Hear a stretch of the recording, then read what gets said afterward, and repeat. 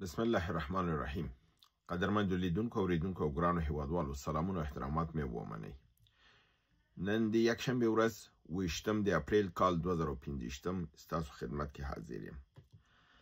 یو دوه خبره مې د جهادي سپونه راخیستې دي چې صرف هغه تسلسل ژوندی پاتې شي. خبرونه زیات دي، هغه به انشاءالله سبا تاسو سره شریکم.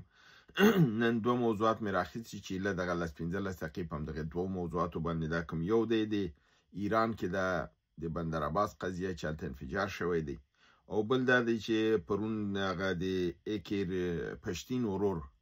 کوم پښتنې ته چې ما ځواب ورکړی و او ما ورته ویلي چې په پښتنې سم نه یم پوه شوی. نن مکمل یو تفصیلي خط رالیږلی دی او ټول موضوعات پکې واضح کړي دي. نو غواړم په تفصیل سره چې دا چون یو ځوان مسله ده، تاریخي مسله ده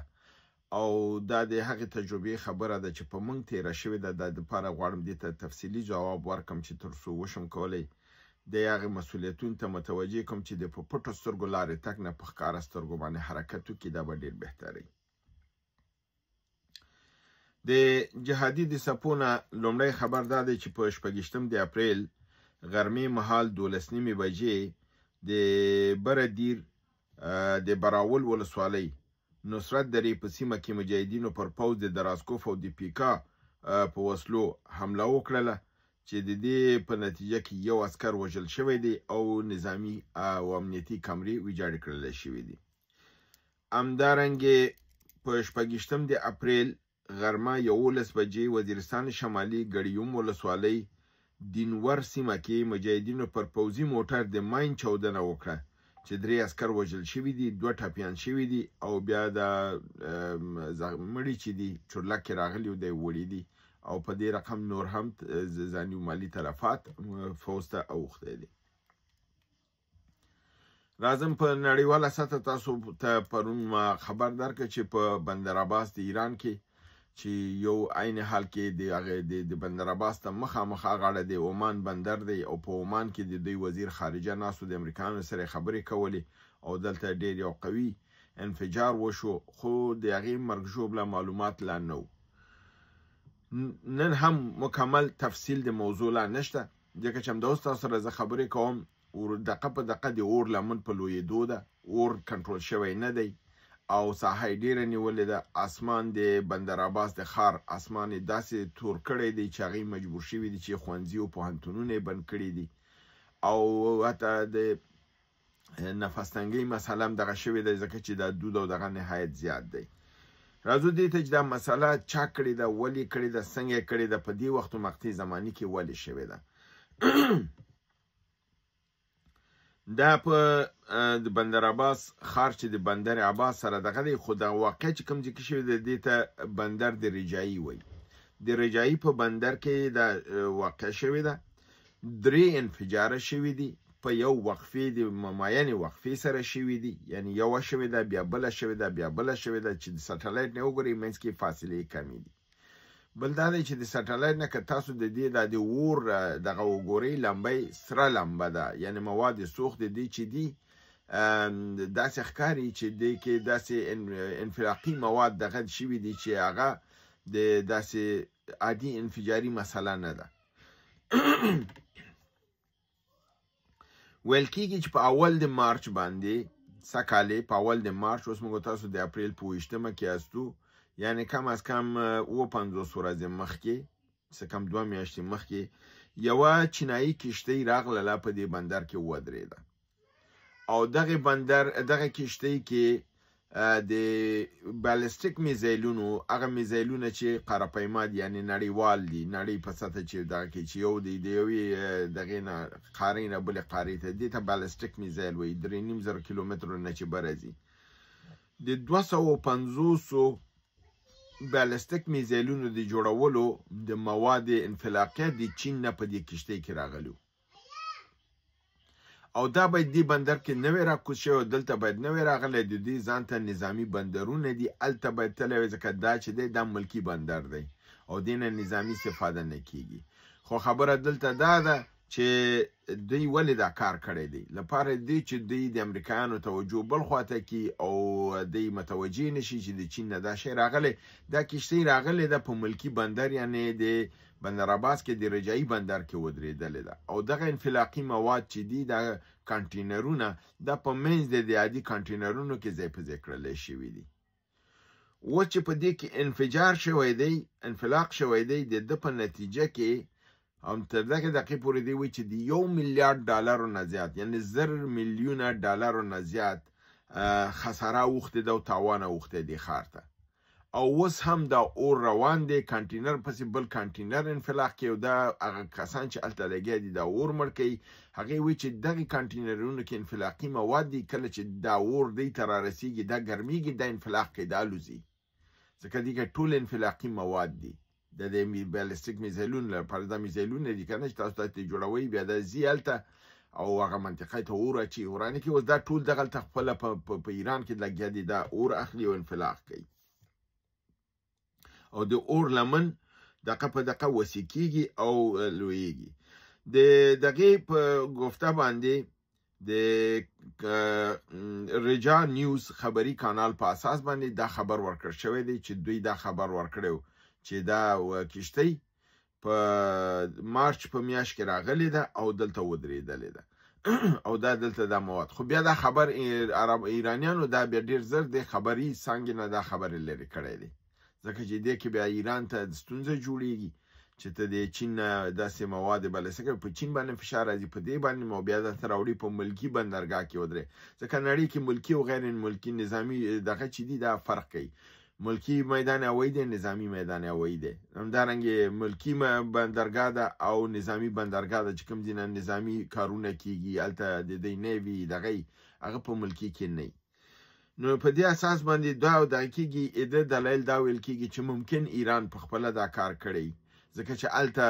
خبرې روانې وي او دلته دوی دا کار به په دې کړی لپاره دی چې په امریکایانو دا دغه وکړي چې دا د زموږ خاورې ته خطر دی نو موږ میزایل ته ضرورت لرو نو میزایل باید زموږ نه وانخیستل شي ځکه چې امریکایان په افشاري دا ده چې میزایل باید تاسو جوړ نه کړي اتومي دغې تر څنګ او بل دغه دا ویل کېږي چې کېدای شي دا اسرائیل کړي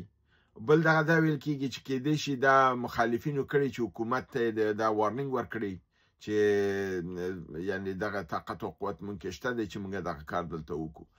د څو نقطونه دا خبره ده کېږي چې د حکومت خپل اهداف پکې لري چې یو خواخوږي ترلاسه کړي بل خلکو ته هم دا دغه وکړي چې که مونږ خبرې ونه کړو ګوره داسې ګواښ راځي او کېدای شي ستاسو ژوند خطر کې شي نو مونږ دا خبرې باید په دې وکړو چې دغه ګواښ لري کو که دا نه کو دغه رقم ته اور به لګېږي او ایران به تباه کېږي یعنی مختلف دغه دي تحلیلونه دي او تجزیې دي چې هر نوع زاویې نه خلک ګوري چې ایران دا کوي خو د ټول نه مهمه دا ده چې دا واقعه ډیره خطرناکه غونډه ده اوس هم اور لګیا دی بل دی کانټینرونو کې دا مواد دي کانټینرونه ټول لګیا دي یو په بل پسې اور اخلي اور لمنه په ښار کې په تېتېدو ده او خساره او تاوان نهایت زیات اړولی دی ایران ته دی په بله خواته د عمان په ناسته کې د دوی کوم خبرو نتیجې ته نه دي رسېدلي ځکه چې امریکایان نه تنها چې د اتومي دغې په بالکل له منځه وړلو باندې خبرې کوي بلکې د میزایلو مسایلو باندې هم کوي تاسو معلومه ده چې ایران 3 میزایلونه لري شارټ رینج دی میډیم رینج دی او لانګ رینج دی یعنی وړوکې ساحې پورې تګ دی لکه خپله په ایران کې یو ښار چې بل ښار ولي میډیم رینج دی لکه د تهران نه چې اسلام آباد ویشتل شي یا کویټه ویشتل شي یا فرزن عراق لنډ میډیم رینج دی لانګ رینج دی چې د 2.5 تر 3 پورې دغه کېږي هغه اسرائیلی چې پی وه او بالستیک میزایل دي چې هغه قاره پیما ورته وایي چې اروپا ته فرضاً تللی شي همداسې کېدای شي امریکا پورې لاړ شي بالستیک میزایلونه شته چې تر امریکا پورې ځي نو دا د مختلف دغه لري او امریکا وایي چې هر هغه میزایل چې اسرائیل ته اروپا ته او امریکا ته خطر هغه به تر لرې کوي او ایران وزیر خارجه خبرې چې ما په خپله واورېدلې هغه لنډ دا خبره کوي چې د ایران په اتومي مسایلو باندې اصلا خبرې نه کوو د دغه باندې میزایل مسله باندې اصلا خبرې نه کوو د اتومي باندې خبرې کوو په هغې باندې توافق ته رسیږو ځکه چې ایران هغې کې مخکې توافق کړی دی اما په د میزایل باندې توافق نه کوو دا زموږ دغه دی او دا وګورئ زموږ وجود ته خطر دی دې لپاره موږ دا میزایل غواړو نو خبرې فی الحال دغه نه دي بله ناستې ته دی وایي چې کېدای شي مثبت دغه راشي او پرمختګ ولري. هغوی هم تللي د خپل مشرانو سره خبرې کوي، دوی هم راغلي خپل مشرانو سره خبرې کوي تر څو نتیجه واخلي. راځو دې بلې مهمې خبرې ته چې ایکې پښتین ورور چې دغه کړی و ماته یې لیکلي و چې دغه دی ته باید خپل خبرو کې احتیاط وکړې او هغې مطلب دا و چې ما پخوا دغه اظهار کړی و چې د منظور پښتین یا فرضاً په دې غورځنګ د حرکت چې دی د دې هغه بنیاد او اساس زما په خپل نظر سره په هغه وخت کې چې دا واقعه وشوله، تاسو ته معلومه ده چې 2011 که کوم کال و چې پاکستان اردو پښتانه ټول د شمالي وزیرستان دنه مجبورانه مهاجر کړل او د پاکستان ښارونو خواته 1.5-2 میلیونه کسانو او د په نتیجه کې الته چې کوم سوچا کور کې اسلحه پښتانه خو ټول اسلحه درلودل دي سیمو کې هغه اسلحې تې نه واخیستلې د دې په کورونه مسمار کړل، ځوانان ورته ووژل، 1 لک ځوانان ووژل او دغه باندې ټاپه دا ولګوله چې دا ترهګر دي. په دغه وخت کې د منظور پښتین او د دې د 15 شاګردان چې د ګومل یونیورسيټي کې الته د درس ویلې دي سره راټول شول او یو حرکت شروع او دا حرکت داسې حرکت دی شروع کړ چې نان وایلنس یو حرکت وي او موږ به د پښتنو د بیدارۍ لپاره به کار کوو، اسلحه به نور نه اوچتئ او موږ به د آبادانۍ لپاره کار وکړو، د بیدارۍ لپاره به کار وکړو تر څو د دغه ظلم او دین خلاص شو. په دې وخت کې دغه حرکت ته د ټولو دغه چې د حرکت د آیسای په دغه باندې جوړ شوی دی لپاره دی چې هغه غواړي چې د پښتانه ځوانان د جنگ نه د پنامه د امن باندې د امن پنامه باندې دی غاړه راولي او اسلحه نه واخلي او د سیمې پنجاب ونیسي او د اسلحه نه چې ځکه پښتانه خو مقاومت کوي کنه دغه نه خو د سیمې تتلل نه شو د دې له بابت نه دی دغه وکړي چې دوی به د دې سیمې نه د پښتانه به بې اسلحې کې ځوانان به راولي د نان وایلنس خواته او که تاسو ته دا معلومه تاسو لیدلی اوسئ چې صنفونه یې جوړ کړل، شاګردان به یې کېنول، هغوی ته به یې دا درس ورکوه چې اسلحه چې د ښه نه ده، دا ترهګري ده، د حکومت مقابل کې سړی نه ودرېږي، که څوک دا ودرېږي هغه بیا ترهګر وي، هغه بیا وژل کېږي. داسې دغه او د مدرسو شاګردان به یې راوستل، هغوی ته به د جهاد په خلاف خبرې به یې کولې، هغوی ته به دا ویلې چې جهاد فرض نه دی، جهاد دغه نه دی، تاسو دا خبرې غلطې دي. دا رقم ته کارونه برین واشنګ یې شروع کړ چې په هغې برین واشنګ کې یو دغه سلسله چې وه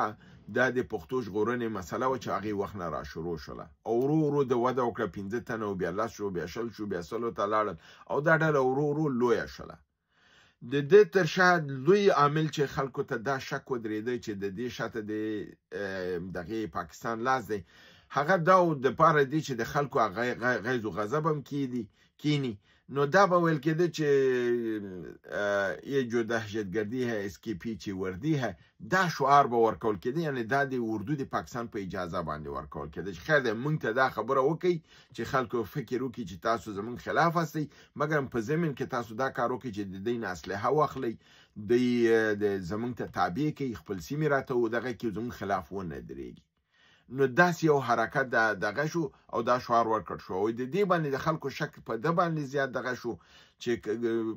منظور پښتین ګور پنډۍ ته تله او دا شعار یې ورکاوه. تاسو ته معلومه ده د پاکستان اردو دا شعار د خپل د جنرالانو خپل د اردو نه یې نشي منلی چې وی کې هغه وژني،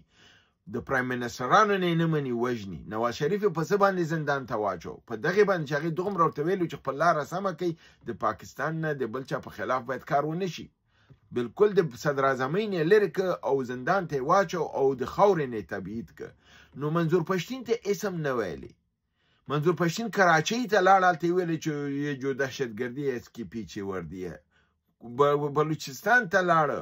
بنو ته لاړه، په ټولو سیمو ګرځېده او دا شی ویل او چا ورته څه نه ویلی. نو د دا یو عامل و چې د دوی ته دا شک پیدا شو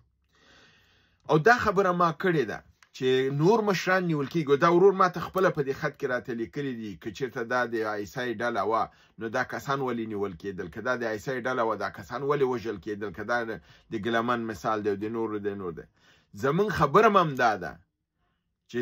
د آیسای لاس خو شته دی ستا هغه کسان چې بالکل دغه دي ریښتیني دي پیاوړي دي هغه درته وژني، اما خپل کسان چې تا کې نصب کړي او تا پې کنټرولوي هغه ته څه نه وایي، هغه جیل ته هم نه اچوي، هغه وهي هم نه، هغه ټکوي هم نه، هغه ګرځي. دغه د 11 اکتوبر 2023 د لویې جرګې نه پس تاسو وکتل څومره کسان ونیول شول، څومره کسان زندان ته شول، څوک ونیول شول، څوک ونه نیول شول. دا په خپله سړي ته شک دغه کوي. بل دا دی چې دا جرګه چې وشوله په هماغه وخت کې دی چې کومې فیصلې وکړې موږ ته وویلې چې دغه فیصلې دا درسته نه وي او دا د ښکاره کېدلې چې دا د آیسای کسان په نظام کې دغلته په دې حرکت کې موجود وو، هغې دا ټکي پکې اضافه کړل چې د هغې نه یو ټکی دا و چې پښتانه سره باید واچول شي. هغه څه چې ټي ټي پي باید خپل اسلحه کېږدي. ښکاره خبره ټي ټي پي تا ته اسلحه نه ږدي، ته خپله د په حساب د عیسی نه پټېږي، کله په دې سوري کې کله په هغې سوري کې، او په ما باندې هم اسلحه ږدي. نو دا ټکی چې ما ویلو چې کله په یو سوري پټېږي او کله په بل، ځکه چې بې ټوپکه ته د نظام په مقابل کې نشي ودرېدلی. او پښتو ژغورنې غورځنګ چې دی دا بې اسلحې دا عدم تشدد پالیسي کوي. دا پالیسي چې ده دا ناکامه ده، دا زه وایم ناکامه ده، دا هېڅ کې نه ده کامیابه شوې او د ده بابت نه چا څه لاسته راوړي نه دي. همدا علت دی چې د دوی دغه ماده چې اضافه کړې وه دا ما هماغه وخت کې دوی سره زنګ ووهه، ورته مې وویلې چې دا شی صحیح نه دی کړی. اوس را سره چې مشران د پاکستان نه او لندن نه او د اروپا نه دلته زه ټولو سره تماس کیم، دا نه ده چې پښتینه وروره چې یو ته دغه زه په خپله دې مشرانو سره تماس کیم، زه خبرې کوم، دا انتقادات چې زه دلته کوم دا مې ورته مخامخ کړي، جوابونه مې تېنه غوښتي دي او هغوی ما سره دا منلې ده چې دغه کار زمونږ غلط و او دا رښتیا چې د آیسای کسان په دې ډله کې وو او دا شی هغوی هلته دغه ځای په ځای کړ. نو هغه دا په خپله مني چې دا د عیسی کار و، دا غلط کار و، دا باید موږ نه وای کړی. یعنې پښتون په پښتون، ځکه دې نه ګټه خو پنجاب وړي، عیسی وړي. کله چې ته د تحریک طالبان مقابل کې ودرېږې او تحریک طالبان ستا مقابل کې ودرېږي، خو پښتون د پښتون مقابل کې ودرېده، چې ودرېده ته تضعیفه شولې. زه ولې دا خبرې کوم؟ زما مطلب زه د بالکل د تحریک خلاف نه یم. د دې زه مثال تاسو در کوم. زمونږ جهاد مقدس جهاد و د روس په مقابل کې، مګم زمونږ جهاد خرڅ شو. ولې چې رهبران امریکا نورو ملکونو منوپلیټ کړل، دغه عیسی د دنیا استخباراتو منوپلیټ کړل. دا معنا نه ده چې رهبر د خرابي نو هغه حرکت دم ټول خرابي. د افغانستان ملت جهاد ډېر په ځای جهاد او پاک جهاد و، خو رهبران خرڅ شول. او همدغه تجربه ماته دا نن ښیي، وی مار چې چلی د مزي نه یریږي. زه ځکه تاسو وایم چې د احتیاط په کار دی چې په دې کې د عیسی لاس نه وي. زه خو د ټول ځکه غورځنګ کې خو چې خلک دي، خلک خو سپېڅلي، هغه بې ګناه، هغه په دې راغلي چې رښتیا دغه د حرکت چې دی زما د نجات لپاره دی، خو خبر نه چې په رهبرۍ کې مشرانو کې کسان خرڅي او هغه ځکه زه یو مثال درکم. زمونږ یو رهبر و پروفیسر سیاف ورته ویلي، دا ډېر کلک اخوانی د مصر نه او دغه مو دا چې ورته وایي پنجپیری مو د وهابی د عربستان سعودي و او د ده ته کافي پیسه ورکول کېدل. او ده به دا ویلي چې چا په غرب کې ورځ هم تېره کړي، زما کم چې د ده کم په بي کم پې ورته ویلي دې کم خواته دې نه راځي چې د غرب هوایي لګي سره پې غوسوم. په آخر کې تاسو وکړئ د خپل چا سړی راووته، دا د CIA سړی راووته. د ټول عربان تباه کړل، عربان ده راوستي وو افغانستان ته، عربان د جهاد په نامه یې راوستي وو او هغوی په دومره عقیده وه چې د خدای نه پس په سیاف باندې ولاړو. دغه موږ خپل په رهبرانو لکه اوس دغه ځوان چې د خپل مشر باندې ولاړ دی، داسې موږ هم خپل په ځوانان مشرانو ولاړو. د هغوی تور او سپین به چې ویلې موږ به خلکو سره، زموږ ځوانانو به هره ورځ جنګ و. د حزب اسلامي به د جمعیت د ځوانانو جمعیت ده به د خپل مشر نه دفاع کول، هغوی به خپل مشر نه، بس کورونه کې مجلسونه ګرمو. اما نن ته راشه د هماغې ځوانانو نه چې په هغه وخت کې جنګ که اوس ورسره کېني، هغه درته وایي موږ په غلطه باندې روان وو، زموږ مشران خرڅ شوي وو. جهاد مقدس و، ملت مقدس و. یعنې زه درته وایم غورځنګ کې 90% غورځنګ به دې سمي، خو مشرانو باندې ته نشي ویلی چې دا مشران ټول سم دي. ځکه یو مشر دې نیول کېږي، وژل کېږي، بل مشر ته څوک لاس نه اچوي. علي وزیر بیچاره ته وګوره، همدا اوس په زندان کې دوا نه لري، دوا ورته نه ورکوي، هوا ګرمه ده، ورته پکې نشته دی. اما محسن داور د نیغ نیغ ګرځي په لند کروزر کې. محسن داور ته ټیکټ ورکول کېږي وایي زه د هرات کنفرانس ته لاړ شه، سمرقند ته لاړ شه. هغه هم د همدې غورځنګ غړی دی، خو هغه د ایسای خاص سړی دی. دغه بعضې ټکي دغسې کسانو ځای په ځای کړل. نو دا خو مه وایئ چې دا بلکل هېڅوک دی کې دا نه دی. شته دی کسان، ایسای کسان چې نه وی تا ته د جرګې اجازه نه درکول، هغې کسان وو چې تا ته اجازه درکړه لپاره دې چې مطمئن و چې زما کسان به کار کوي او دا جرګه به نه کامیابېږي او جرګه یې پرې نه ښودله چې کامیاب شي. ستا کوم پروګرام کامیاب شو؟ تا ویلو چې زه به هیډ کوارټر جوړوم، جوړ دی نه که تا ویل دا 3 استازي چې دې لپاره زه افس ورکوم، د 2.5 لکه قوا به جوړوم، زه به چا حق چې خوړل کېږي غزې ته به زر را رسېږم، اردو به دا سیمې پرېږدي، دغه سیمې به مجاهدین نیسي. دا کم یو خبره ستا صحیح شوله؟ یوه دې هم صحیح نه شوله. لپاره دې څه چې دغه زه چې درته وایم چې په تحریک کې د ایسای کسان وو، نو هغه ځکه مطمئنه و چې ان وزیر اعلی هم درته راولېږه، د پیپلز پارټي کسان یې درته درولېږل، د نیشنل پارټي یې درولېږل او آخر کې نظام یې درته. دغه لپاره درته وایم چې د احتیاط په کار دی چې د حرکت او تحریک درته کوي. زه د پښتنو د غورځنګ مخالف نه یم، دا یو سیاسي حرکت دی، دا باید پیاوړی شي چې پښتانه بیدار شي. زه د لوی جرګې ته ډېر خوشحاله وم، ډېر مثبت قدم و لویه جرګه، خو نتیجه یې ناکامه شوله. نو دا هغه ټکي دي چې دا په موږ تیر شوي دي، ځکه تاسو ته وایو چې زموږ سره دا لوبه شوې ده. موږ تاسو غوندې خپل په مشرانو ولاړو، سرونه هم خپل ماتول، موږ ته سم د اولیا ښکاره کېدل. اما نن هماغه اولیاو باندې چې ګورو چې هغه اولیا نه و، هر یو سر په بل ځای کې او ملت یې خرڅ کړی او پیسې اخیستې وې. ملت جهاد وکړ، جهاد کامیاب شو، مګر نتیجه یې ورنه کړله. ته به غورځنګ لوی کې، غورځنګ کې خلک په پاک زړه راځي، مګر رهبري به دې خرڅوي. ستا د ملک صاحبان چې ونیول شول، هغه پاک او بېګناه هغه ونیول شول، ولې هغې ته سزا ورکول کېږي او دا بل ته د لند کروزر ودرېږي او دا پکې ګرځي؟ خو دغې باندې خو لږ فکر وکئ که نه، چې ولې یو ته لند کروزر ودرېږي او بل ته په زندان کې ګولۍ نه ورکول کېږي. دا هغه توپیر دی چې د خپل د تجربې نه درته وایم چې په پټو سترګو ملاتړ مه کوئ، قدم په قدم ده کېږي او ځوانان هوښیار اوسئ. تاسو دا حرکت پیاوړی کوئ چې دا لاړ شي او د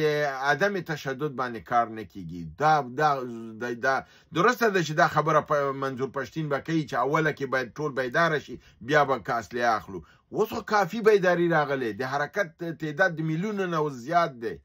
نو اوس خو باید یو وارنینګ وشي، هغه لوی جرګې په خبرو باید عمل وشي، هغه 2.5 لکه قوا باید دفتن جوړه شي.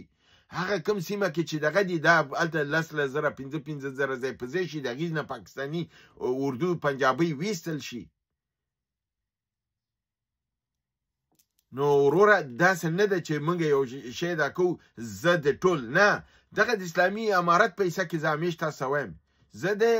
د ملا هیبت الله د هغې عدم موجودیت مخالف یم، د هغې د ډلې مخالف یم، اما تاسو ته معلومه ده چې زه د امارت اسلامي د مجاهدینو او د جهاد طرفدار یم. ګوره هلته هم زما همدا خبره ده، یوه ډله سمه ده یو خرابه ده. زموږ په جهاد کې هم همداسې وو، ملت پر حق او رهبران خرڅ شوي وو. ستاسو هم باید دې شي کې احتیاط وکئ، داسې نه ده په پټو سترګو د هر چا نه دفاع کوئ. دا نه وایم پښتین به ډېر ښه سړی، الله وکړي چې دا د ښه سړی و همداسې پیاوړی سړی، خو دا چې نور نیول کېږي او دا په پنډۍ کې وایي چې یه جو دهشتګردي اس کې پیچې وردی دا وایي او دې ته څوک لاس نه اچوي، خو دا پوښتنه پیدا کوي.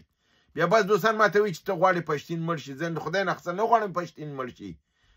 خو دا ولې فرضاً یو نفر ته هغسې خطر دی او بل ته نه دی. محسن ډاور ته موټر ولاړ دی، ټکټ ورکول کېږي او داسې نور هم شته دی ستاسو، اما ګیلمن هغسې ټوټې کېږي. هغه چې حقیقي دی هغه ټوټې کېږي، هغه چې غیر حقیقي دی هغه ته ګوره څوک لاس نه دغه کوي. جرګه وشوله، جرګې نه پس ټول لاړه په سرو ورننوتل. دا خو نه و که نه، باید راوتي وای، باید ولاړ وای، خپل دغې نه د دغې د ملت د خلک راغله، 1.5 میلیون خلکو شپه ورځ خپل یوه کړله، دا تاسو په اوبو باندې لاهو کړله. دا ولې؟ د دې پوښتنه خو حق ده چې سړی وکړي که نه. موږ هم هغې کې شریک وو، موږ هم دا هره ورځ تعقیبوله، موږ هم پرې باندې برنامې کولې، خبرې هم کولې او خلکو ته هم د دې د زیري ورکول چې دا به انشاءالله ښه پیامد ولري. تاسو پوهېږئ دا رقم کارونه چې کیږي چې یو حرکت کیږي دا نبض د ملت معلومیږي بیا هغه ضربه کیږي هغه بیا دوباره دا کار نه کوي عین حال کې که دا کامیاب شوی دا مثبت و په عین حال کې دا اوس ګوره منفي هم تمامیږي